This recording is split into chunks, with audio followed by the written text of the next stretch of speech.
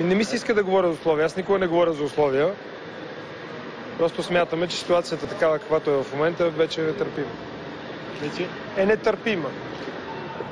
Ситуацията е нетърпима.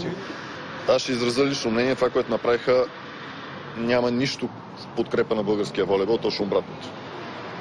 И всеки, който разбира малко от волейбол, така го вижда. Не случайно в цял свят това е дискутирана тема и ни взимат на подбив за това нещо. Защо мисля, че го направихте?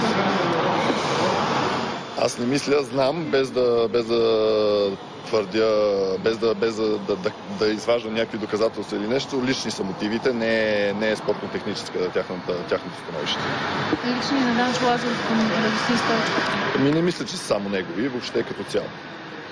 Имаш ли оптимизма, че ако нещата се нормализират утре, други ден, отбора след една седмица ще изглеждаш добре, а след 3 седмици може да спечели квалификацията?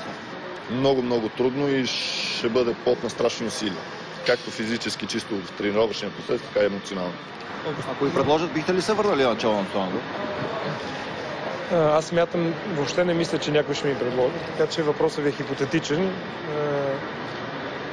Не смятам, че ще стигне въобще до такива разговори. Не е била това целта на срещата.